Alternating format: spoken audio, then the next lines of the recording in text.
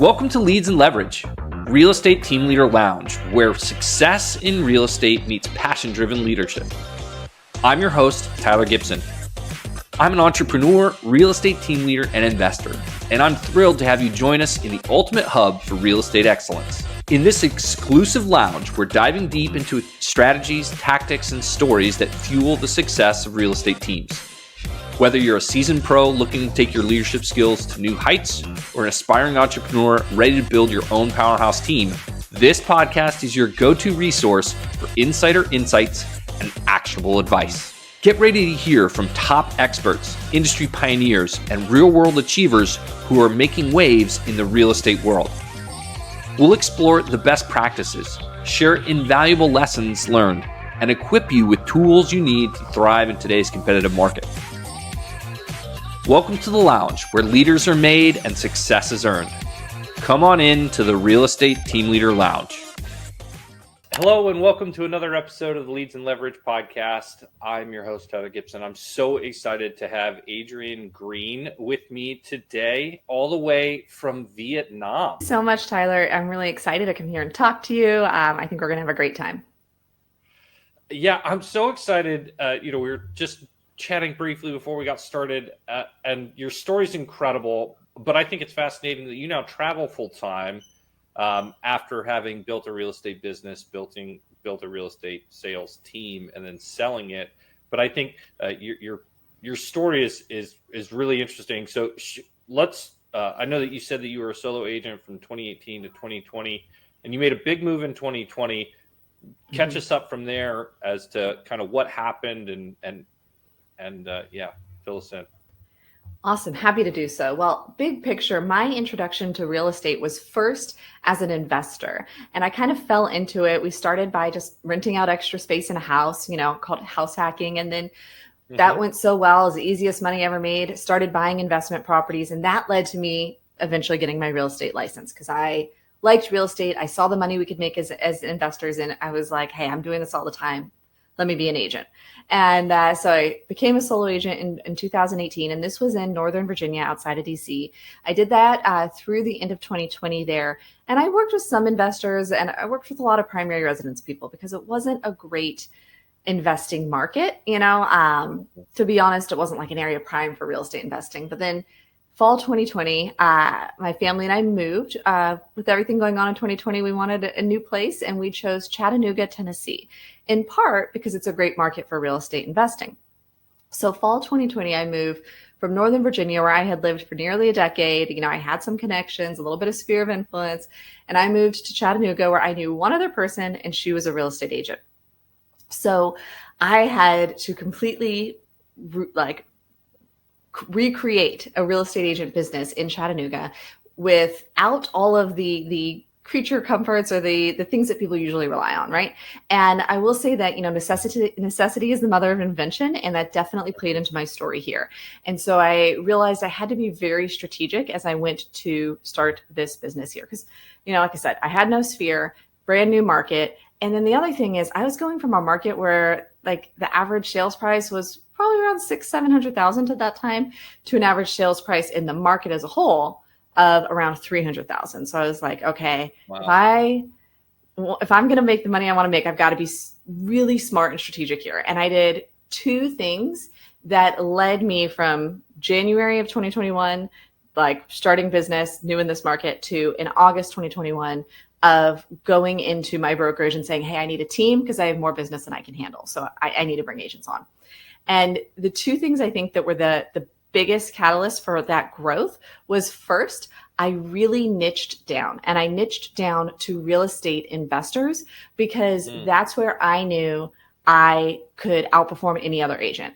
I knew them well, and I knew that Chattanooga was a great market for investing. And I knew what it was like to live in Northern Virginia in a market that was bad for investing. I've also lived in Southern California, another market that can be tricky for investing. And I was like, oh my goodness, I know there's these people who want to invest. They want that, all those things it brings, and yet they can't do it locally. So I can reach out to them. I can be their bridge to invest in Chattanooga. So that was the first thing. And the second thing was virtual assistants. The second thing was I was like, I know that I can't run this as a solo agent and do the number of transactions that I would need to do to make the money I would need to make at that price point, right? So I was like, I need to focus on my top 20%, and I need a virtual assistant to handle all that admin stuff on the back end. And those two things, and there was some strategy that went into each of them, but those two big overall plans are what really led to my growth. So that's where I went to Chattanooga, did these things, started a team, ran it for about 2 years, and then ended up selling the team. And now I travel full time with my family of 5. That's incredible. So let's unpack a couple of things. What made you decide to focus on working with investors?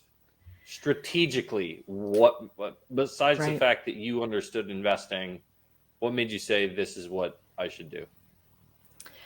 Well, I think that it played to my strengths and the people that I knew. So I knew people in Northern Virginia who wanted to invest in real estate, but in Northern Virginia, you're looking at a lot of properties. If you're looking at multifamily, you're looking at like minimum of $1 million, right? And so many other things. If you're looking at less than that, the numbers didn't work. And so I knew that there was a need. So strategically, big picture, I knew there was a need for people who wanted to invest in real estate, but couldn't find the deals where they lived locally. And then I also knew that a lot of real estate agents didn't know how to find those investors and connect them with what they needed to do long distance investing. Really, long distance investing is totally possible. I mean, I do it myself, and yet it takes having a really strong team on the ground for that investor who's in another state, who knows how many miles away. So I felt like there was the opportunity, there was the need, and that I was able to fill that gap with my unique skills and abilities and background. That's incredible. So you had all these people that you knew in these more affluent areas that wanted to invest in real estate, but obviously they couldn't do it there. So you said, hey, I'm in Chattanooga. Real estate's cheap here. Come check it out. Mm-hmm. And they just started to come in droves. How did you actually go about? Did you do all the analysis for them? Were you finding all the deals? Were you finding stuff off market? Was it just stuff on the MLS? I mean, talk to me a little bit about how do you, okay, now you've built a consumer base. Where were you actually finding the product to give them? Well, yes, that's one of the many needs with like investors, especially when you've got a lot of long distance investors, is the finding the deals and then also having their team. And I felt like those kind of go hand in hand. So when I first got to Chattanooga, one of the first things I did is I started to make connections with people who would be in that real estate investing space. So property managers and contractors were two of the big ones. And so, if there were some contractors who specifically focused on renovating houses for investors, and I would go out and I would go to their job sites and be like, hey, can we meet at one of your houses?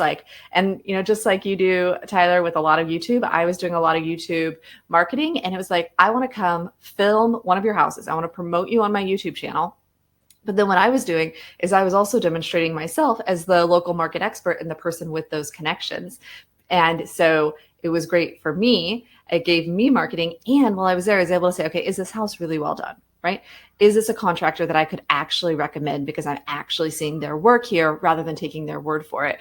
And I'm letting the client see their work through this video. So then, because you asked about kind of like, am I doing all the analysis and where I'm doing the deals? Yeah. I think we often hear in real estate, like I wanted to be the source of the source, right? So that was one of the ways I did it. And then I would, again, speak to the property managers because it gets a little dicey with us as real estate agents being like, okay, here's what I think it would rent for, right? And so what I instead would be is the source of the source. So I found several different resources that were places where they could get rent estimates. And I actually ended up making a whole client portal that had all of these resources in it, where when somebody, and this was, motivation for somebody to sign that buyer's agency agreement, because if they actually signed that and became my client, well, then they got access to this proprietary portal that was all these resources. But then, like I said, I also met these property managers. And so when we were at the point of like real due diligence, like about to put in an offer or under contract in the inspection period,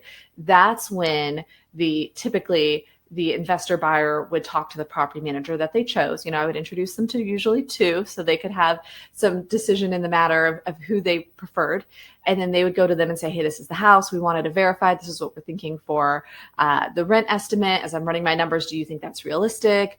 And things like that. So I would give them some resources. I would also give them the opportunity to find it themselves so that if things were off, it didn't come back on me. Like I wasn't the one that promised $2,000 a month in rent or anything like that. Yeah. And then to your question about the deals, building that team also helped find off-market deals. So a lot of our deals were on MLS, and yet I think in different markets, there's a different vibe or culture regarding off-market deals. Like in Northern Virginia, everybody is super sophisticated. They know that they can put the house on MLS to get the highest and best price. Chattanooga, different culturally, and there was a lot that happened off-market. But you know where those off-market deals came from? The contractors, the property managers, the other real estate agents who dealt with investors. And so that networking part with the other people in that real estate investing space really brought a lot of off-market deals. And I put together, and because I had a VA, I could do this, I had a weekly deals newsletter that went out that shared, like, here's a local all happening, here's some stuff about the team, here's the deals on MLS, and here's the deals off MLS. And I had a huge open rate, and people reached out about that a lot, because what do real estate investors care about? They want deals. Deals. That's it. That's all they care about. More inventory, more choices. That's right. Yep. I love it. So I think you said in 8 months, you were so busy, you said, I got to have more help, right? Mm-hmm. How did you go about hiring a team? And I guess I heard you say you went to your broker or brokerage and said, mm-hmm. Hey, I need a team. Was the broker like, great, I'll show you how? Or did you kind of have to figure things out on your own? Right. Well, I was with a brokerage that was very heavy on teams already. I think over half of the office was teams. So they had a very big system in place to support people starting teams. They, had hey, you've got to make this kind of like business plan type thing. And once that's done, we can green light it and move on. And I think I came back within a week and it was like, here's my business plan. Now we can help. But they had a really good system in place where it was the largest office in the Chattanooga area by and large. I think when I left in 2023, for perspective, there were like 450 agents at this office. So they, wow, as the biggest office in town and doing the most by sales volume or any way you measure it, they get a lot of new agents in that office. And so then there was a great, there were a lot of people to pick from, right? There were a lot of people that could potentially want to be on teams. Yeah. Yes. It was kind of like they just came right to me, and I was able to meet with people and see who'd be a good fit. And they had a whole system for, doing, I guess you would call it like skills and aptitudes testing and seeing how people would fit in with the team. Now, if anybody's listening and they run a team, they know that, retaining agents and making it be a win-win, it is challenging. And I definitely experienced that challenge. I will say when I went to sell the team, I ended up selling it to two agents who were on the team. And one of them was the very second agent to ever join. She stayed on the team for like the entire 2 years. And then she was one of the people who took the opportunity to buy the team and run it herself. That's incredible. So, but the team was how many agents when you sold it? 5? Yep, typically around 5 agents. So we would, how teams go, they, fluctuate with membership a little bit, but throughout the entire 2-year period, we typically have, 3 to 6 agents plus myself. And then on the back end, I only ever had virtual assistants. So most of that time, it was around 3 virtual assistants who would do all of the admin support. And having those virtual assistants was one of the big things that differentiated my team from other teams when I was trying to recruit agents on the team, because I had these virtual assistants who were doing all of the contract to close things. My goal was really to keep the agents in their top 20% so they could do as many deals as possible for themselves and get as much commission as possible for themselves and for the team. So the virtual assistants did a ton of the contract to close. They ordered client gifts. They did a lot of client follow-up. And they also, even just something we had a make an offer form. So when a buyer client wanted to make an offer, we're like, okay, here's our advice. Here's, the specifics for this house and this transaction, right? Here are the comps. And once you're ready, here's our online make an offer form that walks you through every blank so you can make sure you know every choice you have. And as soon as you submit it, we prep that offer and get it over to you for signature as soon as we can. And when that offer form was submitted, the virtual assistants were the ones who prepped it. So if we've got agents who are running around showing houses, they're not needing to like pull over on the side of the road and bust out their laptop. The virtual assistant preps it, and then the agent just has to kind of review everything, make sure it looks good, and send it. So they definitely were double checking they were the ones sending it, but it just was little things like that that took work off of their plate and allowed them to just be less stressed and do their jobs better. Yeah, it's one of the things that I've noticed. Great salespeople are not great at documentation. So why would you ask them to do it, right? Yeah. Yes. Yeah, I'm also not good at documentation. And as soon as I could give that job to somebody else, we did that. That's incredible.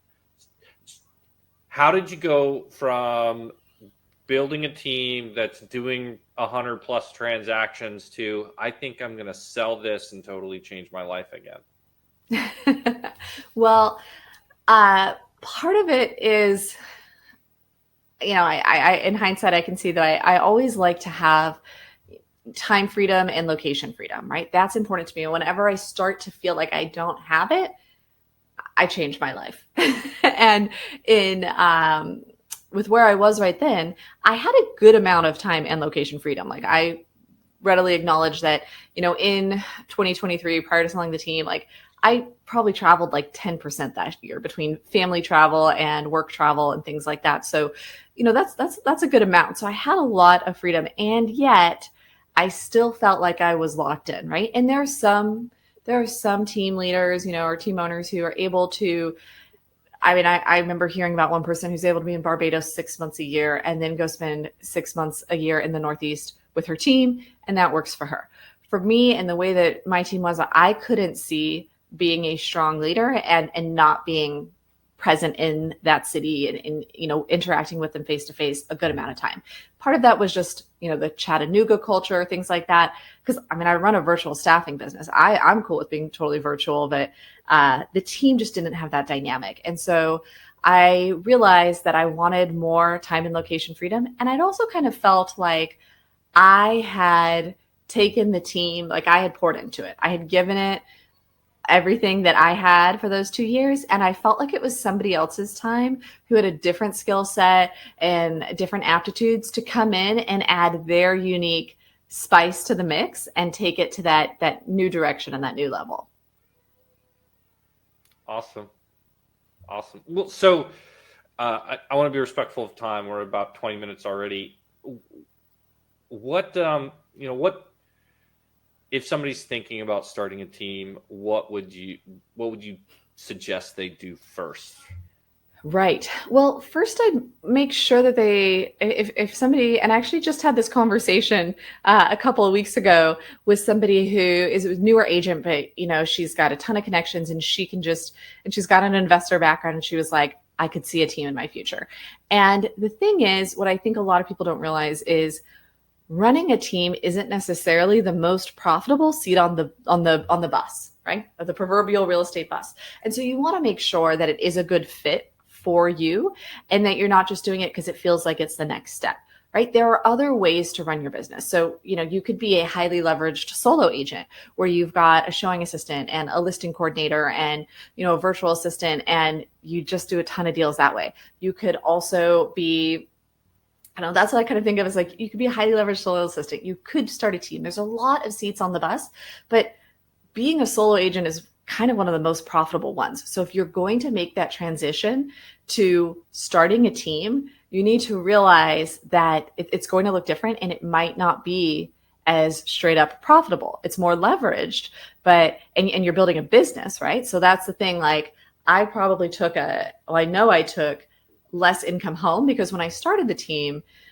I stepped back from production and focused on feeding the leads to the team and supporting the team, which that was part of what made my team valuable when I went to sell it, is that it wasn't depending on my own production.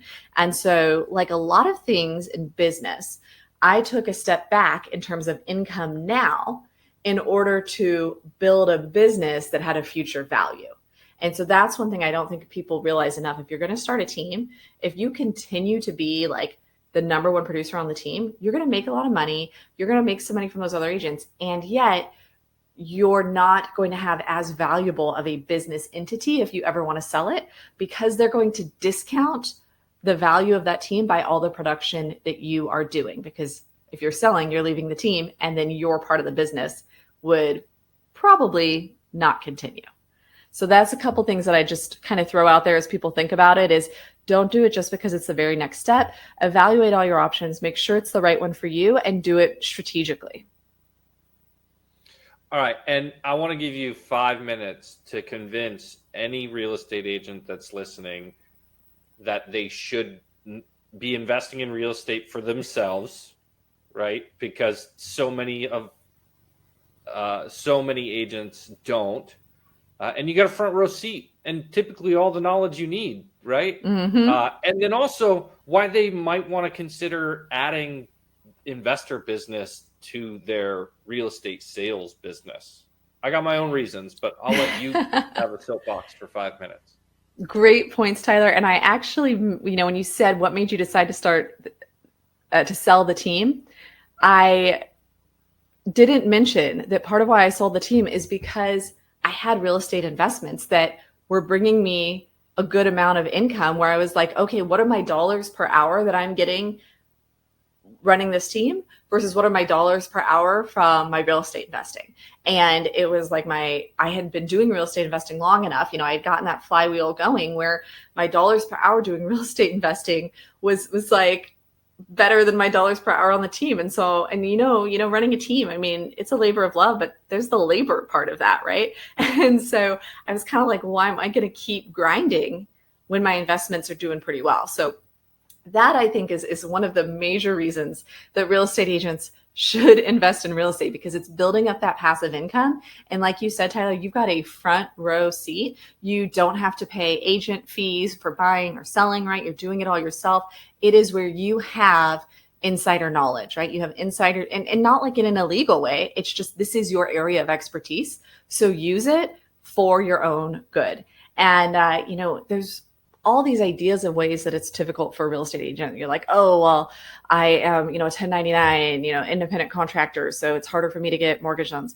It's not, right? For starters, you could do a lot of things like flipping that doesn't even matter, right? Because you can deal with hard money lending and they're really lending on the deal. There's a ton of investor loans that lend on the deal, not on your income. And second, once you've been doing it for 2 years, you can qualify for a loan, same as somebody who's a W-2 employee. So I think that you should be doing it. It's going to be passive income. It's creating a retirement account for you where, real estate agents aren't having pensions or 401ks or things like, well, some are, but generally that's a lot less common in the industry, right? So you're creating retirement, right, but also you're creating freedom for yourself now. And there's really good returns. Like any way you measure it, if you're doing something active like flipping, or if you're doing super passive, let's buy a single family home, long-term rental, any way you slice it, all of it is incredibly, incredibly lucrative. And then in terms of working with investors, so I chose that niche, and it was a little scary because investors can have, especially, it depends on the market you're in, but in the Chattanooga market, I ended up having a much lower price point. So, I told you, Tyler, that when I moved to Chattanooga, the average price point's around $300 for the market as a whole. And it was. And my first year there in 2021, for my team and my business, my average price point was $180,000. So I was roughly half of the average price point for the market because I was working with investors. And in the Chattanooga market, like its big attraction to investors is it's affordable, right? I mean, investors could buy houses for under $100,000.